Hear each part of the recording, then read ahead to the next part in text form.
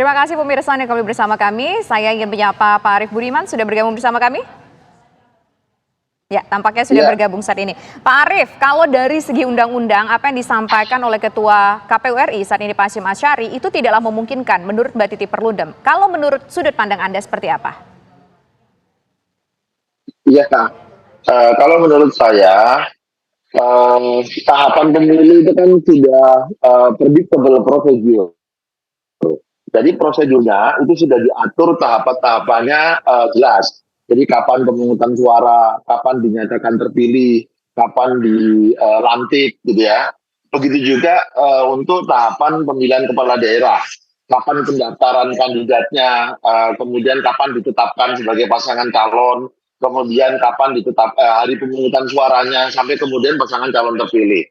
Nah, menurut ketentuan kan sudah diatur kalau ada seseorang ingin mengikuti kompetisi dalam pemilihan kepala daerah, maka siapa saja yang harus mengundurkan diri itu sudah ditentukan. Nah, salah satunya adalah termasuk anggota dewan yang sudah terpilih itu. Memang diberikan klausul di dalam putusan Mahkamah Konstitusi, setelah dia dilantik, ya dia harus mengundurkan diri. Bahkan dalam pembahasan ya, ketika saya dulu masih di KPU, pengunduran diri yang diajukan oleh siapapun ini, ya itu tidak dapat ditarik kembali.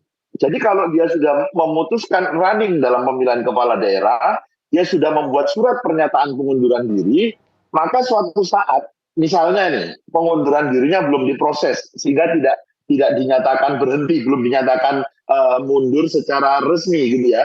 Ternyata dalam pemilihan kepala daerah dia gagal gitu ya, terus dia balik lagi, itu sudah nggak boleh gitu loh.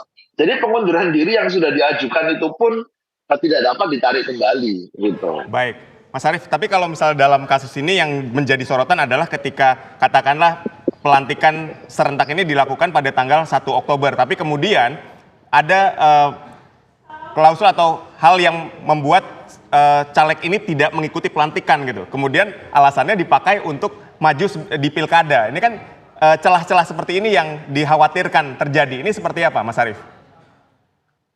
Nah, bagi saya itu pelanggaran hak konstitusional pemilih.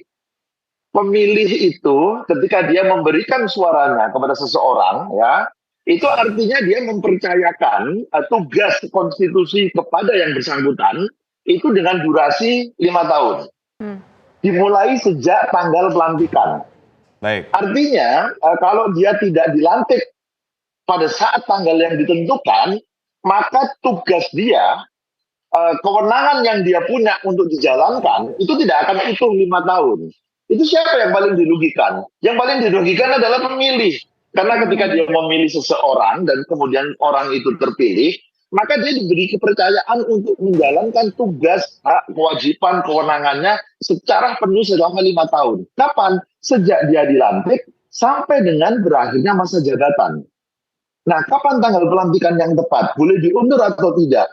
Tanggal pelantikan itu akan dimulai atau dilaksanakan bersamaan dengan berakhirnya masa jabatan anggota Dewan terpilih di periode sebelumnya. Periode sebelumnya itu berarti 2019 sampai 2024. Baik. Nah, ketika masa jabatan mereka berakhir, maka sejak saat itu kemudian dilantik yang baru. Jadi sudah ditentukan tanggalnya. Maka sejak saat itu dia diberi tugas, kewenangan, kewajiban, hak untuk menjalankan tugas selama 5 tahun. Nah, kalau dia pelantikannya diundur, apalagi atas permintaan yang sebetulnya itu juga tidak diberikan ya di undang-undang. Saya minta pelantikannya diundur karena maju pilkada, itu tidak diberikan di dalam undang-undang ya. Itu ya.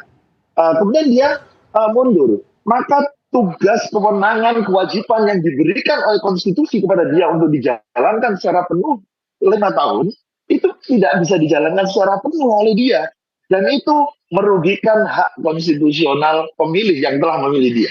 Oke. Gitu.